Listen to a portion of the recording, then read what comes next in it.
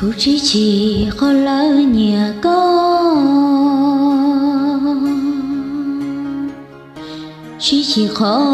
lỡ lúc con, họ chỉ nhỏ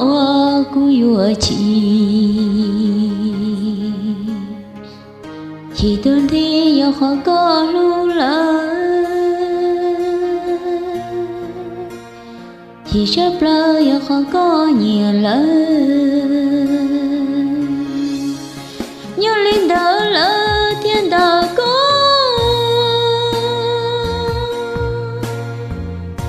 ở tu trên một tăng mơ,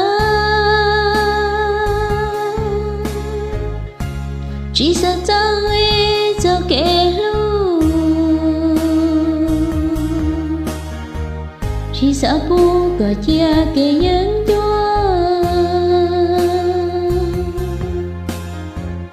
chỉ sợ qua đâu khó sẽ chẳng còn, sợ rồi nói vô lên cha lúc sẽ mà ly chuyện cho chị.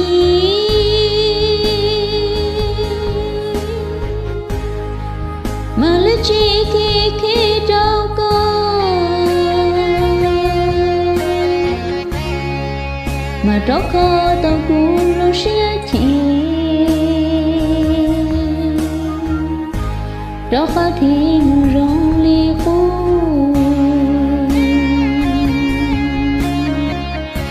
cho kẻ lũ có một trao lại.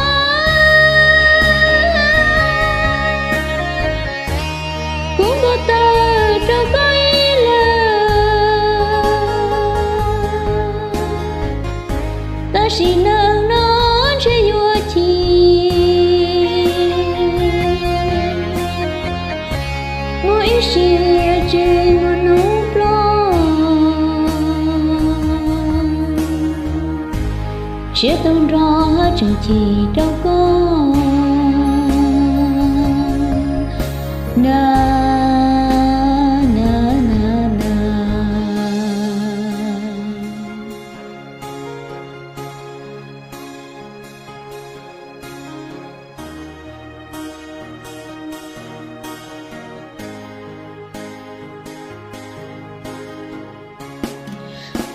Nhớ linh đỡ lỡ thiên tờ cứu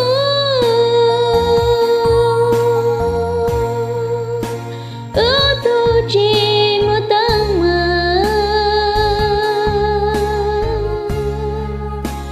chỉ sợ rằng ý cho kẻ lưu, chỉ sợ bu cờ chia kẻ nhân chúa, chỉ sợ hoa trong khó chỉ dân con, sợ rào nói vô lấy cha lúc sẽ mở ly chuyện cho chị, mà lấy chi khi đâu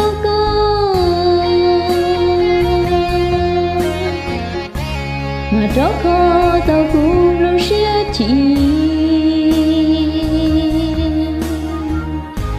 đó có thì lòng rong lệ khu, cho kẻ lũ có một đau lòng cũng có tôi cho coi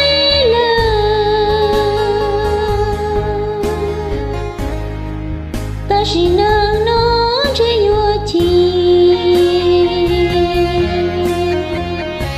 ta chỉ chơi một nút lo sẽ tung rõ chẳng chỉ đâu có na.